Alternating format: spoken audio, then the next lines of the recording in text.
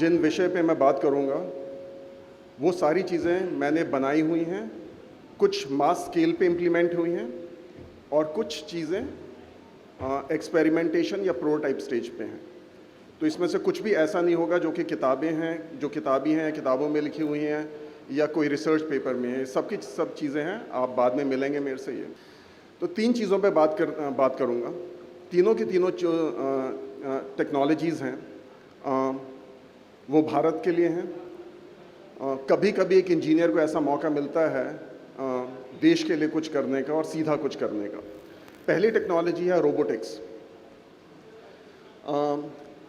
Robotics for equality, Gandhi अभी भी मौजूद हैं और अभी भी उनकी फिलॉसफी है, उसका महत्व है।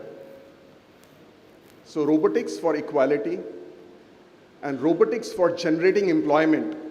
ओके, तो कोशिश करूंगा कि जब भी लोग रोबोटिक्स की बात करते हैं तो उसे बोलते हैं कि हमारे जॉब्स ले जाएंगे। एक वो तरीका है सोचने का। दूसरा ये तरीका है कि कब तक हम लोग डेमोक्रेसी में रहेंगे और इक्वालिटी को सॉल्व करने की कोशिश करते रहेंगे। ठीक है, तो मैं कुछ एग्जांपल्स देता हूँ और सोच बताता हूँ कि क्यों रोबोट बनाया और क्यों हिंदुस्तान में रोबोट बनाया। आप देख सकते हैं उस रोबोट को। कुछ साल पहले जब मैं इंडिया आया था तो कुछ चीज़ें मैंने ऑब्जर्व की। पहली चीज़ कि देश बहुत यंग होते जा रहा है। सर्विसेज इंडस्ट्रीज़ जो हैं वो एक बहुत इम्पॉर्टेंट रोल प्रोवाइड कर रही हैं और जितने लोग काम करते हैं उस सर्विसेज इंडस्ट्री में, चाहे वो एयरपोर्ट हो, चाहे वो हॉस्पिटल का रिसेप्शन हो, चाहे वो रेलवे काउंटर हो, चाहे वो बैंक का काउंटर हो, चाहे वो एयरपोर्ट पे या होटल्स में टॉयलेट्स क्लीन कर रहे हैं या सीवेज क्लीनिंग हो रही है, 2 चीज़ें कॉमन थी कि लगभग उनका जो एज ग्रुप था वो 19 से 24 साल के बीच में था। एक बिटिया बैठी हुई है काउंटर पे, 19 साल की है और वो एक ही काम को बार बार करती है। एक ही काम को बार बार करती है। ठीक है,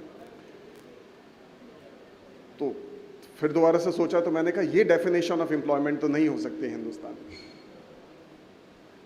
19 साल की बिटिया काउंटर पे बैठी हुई है, अच्छी खासी पढ़ी लिखी है, एक कंप्यूटर सामने लगा हुआ है, एक सॉफ्टवेयर सामने लिखा हुआ है और वो 2 या 3 या 4 या 5 कीज को बार बार दबाती रहती है। ये डेफिनेशन नहीं हो सकती है एम्प्लॉयमेंट की। और ये एजुकेशन सिस्टम भी ऐसा नहीं होना चाहिए। ना हमारे प्रोफेसर ने हमको सिखाया था, किसी भी प्रोफेसर ने, कि एक ही काम को आप बार बार करते रहिए।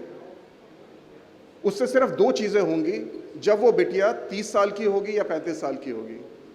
एक तो आर्थराइटिस हो जाएगा हाथ का, गर्दन में दर्द होना शुरू हो जाएगा और सिर्फ मसल मेमोरी इंप्रूव होगी और कुछ नहीं होगा। तो मैंने सोचा कि चलिए इसको सॉल्व करते हैं, कोई मशीन बनाते हैं। इंजीनियर हूं तो मशीन ही सिर्फ बना सकता हूं और तो कुछ कर नहीं सकता हूं। तो जब मशीन बनाने गया तो सबने बोला अरे ये नौकरी ले लोगे, ये 5 नौकरियां चली जाएंगी, 10 नौकरियां चली जाएंगी। इंजीनियर्स जो होते हैं वो चीज़ें बना सकते हैं, उनको डिबेट करना उतनी अच्छी तरह से आता नहीं, अभी सीख रहा हूँ।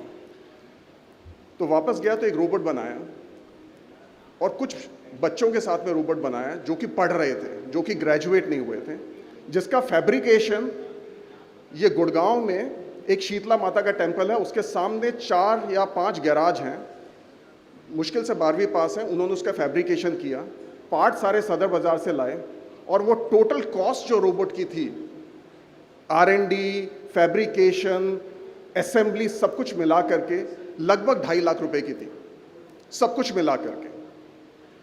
और उसमें कोग्निटिव इंटेलिजेंस भी था, चल सकता था, चीज़ों को पहचान सकता था, चीज़ें उठा सकता था, सॉल्व कर सकता था और जो भी रेगुलर काम हो सकते थे उनको कर सकता था। तो मैंने कहा ये तो बहुत बढ़िया चीज़ है।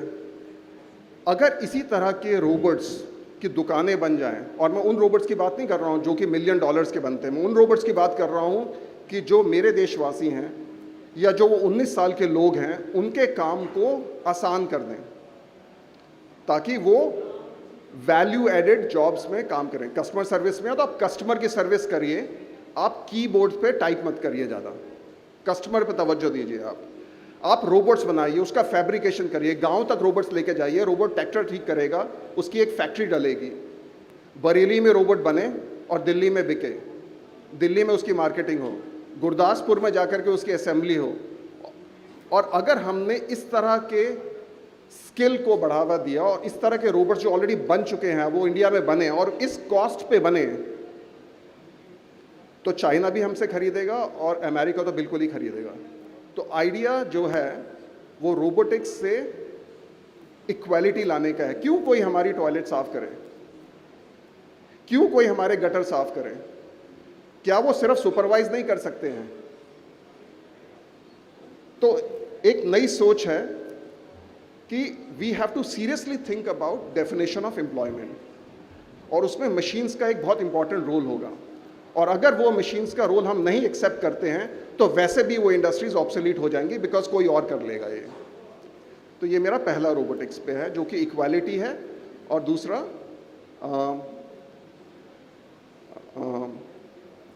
अपने देश में बनाइए।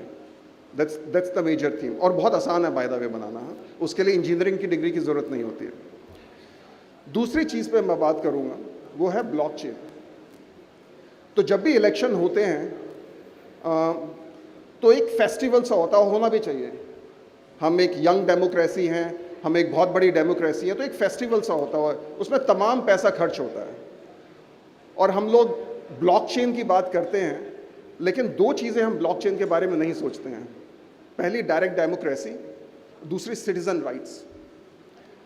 अब आप डिफरेंट संदर्भ में गवर्नमेंट के साथ में जुड़े हुए हैं, आप लोगों के अंदर में दो चीज़ें कॉमन होती हैं। एक तो पॉलिसी होती है, आप लोग पॉलिसीज बनाते हैं, दूसरा कंसेंसस क्रिएट करते हैं, आपके कंस्टोटियम्स हैं। अगर ये पॉलिसी और कंस्टोटियम्स दोनों एक ब्लॉकचेन प्लेटफॉर्म पे आ जाएं और अलग अलग ब्लॉकचेन प्लेटफॉर्म बने, तो उससे दो फायदे होंगे। पहला होगा, जो ट्रेड होगा बहुत आसान हो जाएगा और बहुत जल्दी होगा। आपके एग्रीमेंट्स चेंज नहीं होंगे, लेकिन जो एग्रीमेंट्स कैसे लिखे जाते हैं, उन एग्रीमेंट्स में क्या होना चाहिए, उस कॉन्ट्रैक्ट्स की क्या भूमिका होनी चाहिए, टेंडरिंग कैसी होनी चाहिए, उन सबका जो साइकिल टाइम है, उन सबका जो टाइम है, वो ड्रामेटिकली रिड्यूस हो जाएगा। और एक ट्रांसपेरेंसी जिसके लिए आप लोग बहुत कोशिश करते हैं, वो बाय डिफॉल्ट एक ट्रांसपेरेंसी बनेगी। दूसरी बात कर रहा हूँ सिटीजन राइट्स की। कौन किसको वोट देता है, कौन उसका रिप्रेजेंटेटिव है, किसने उसको वोट दिया, कहाँ से उसने वोट दिया, उसके लिए आपको तमाम बूथ और तमाम ईवीएम्स ये सब लगाने की ज़रूरत नहीं पड़ेगी। एक सिक्योर मैकेनिज्म बन जाएगा और एक ट्रांसपेरेंट मैकेनिज्म होगा जिसमें रिप्रेजेंटेटिव्स जो होंगे उनका एक विश्लेषण होगा। They will own up what they have asked for, और हर एक सिटीजन ने किसको वोट दिया और क्यों वोट दिया, उसकी एक रिपोजिटरी बनेगी और वो एक एनुअल बैलेंस शीट की तरह आगे बढ़ती रहेगी। तो ये दूसरे पे बोल रहा हूँ। दोनों के लिए, पहले के लिए रोबोट तैयार हैं और दूसरे के लिए एक प्रोटोटाइप तैयार है, एक प्लेटफॉर्म तैयार है, और ये पेटेंटेड पेपर है जिसको लोगों ने एक्सेप्ट किया है। तीसरे बारे में जो मैं बात करूंगा वो है आईओटी की। IoT mixed with social. मैं जेन्युइनली ये बिलीव करता हूं कि हिंदुस्तान एक ऐसा देश है जहां पे ऑलमोस्ट एवरीवन, मोस्ट पीपल जो हैं, दे आर संवेदनशील और responsible. They are responsible citizens. One of the biggest drawbacks of our democracy is that we have yet not provided, we have tried, we have yet not provided tools and techniques for a common citizen to help another be common citizen. The loop is always through a government agency. I think it is high time that we create sensor-based and social platforms where one citizen, अगर उनको लगता है कि यहाँ पे कुछ गलत हो रहा है, उसको रोक दे वहाँ पे, या उनके हाथ में ऐसी टेक्निक है कि जो कि नियरेस्ट प्लेस, चाहे वो पुलिस हो, चाहे वो हॉस्पिटल हो, चाहे वो फैक्ट्री हो, चाहे वो कोई भी हो, चाहे वो ग्रुप ऑफ पीपल हो, वो जाकर के उस चीज़ को सॉल्व करें। अदरवाइज हम लोग जो हमारी जिस तरह की हमारी कॉम्प्लेक्स प्रॉब्लम्स हैं उसको सॉल्व नहीं कर पाएंगे। Now this is a complex convergence of multiple technologies. This is my third this thing. ये भी एक पेटेंटेड है, इसका पेपर है, इसका प्लेटफॉर्म बना हुआ है अगर कोई लेना चाहता है ओपन सोर्स में कोई भी इसको यूज़ कर सकता है, कुछ कंट्रीज इसको यूज़ भी कर रही हैं। अंडरलाइन लेयर इन सब की है, जो इन सभी टेक्नोलॉजीज को जोड़ती है, वो है आर्टिफिशियल इंटेलिजेंस। मेरी सिर्फ आपसे ये गुजारिश है, इन तीनों टेक्नोलॉजीज को एटलीस्ट एक्सपेरिमेंटल स्टेज से उठा करके गवर्नमेंट में लाएं, मास प्रोडक्शन करें, मास एडॉप्शन करें और हमारा देश ऊपर जाएगा। This is my firm believe.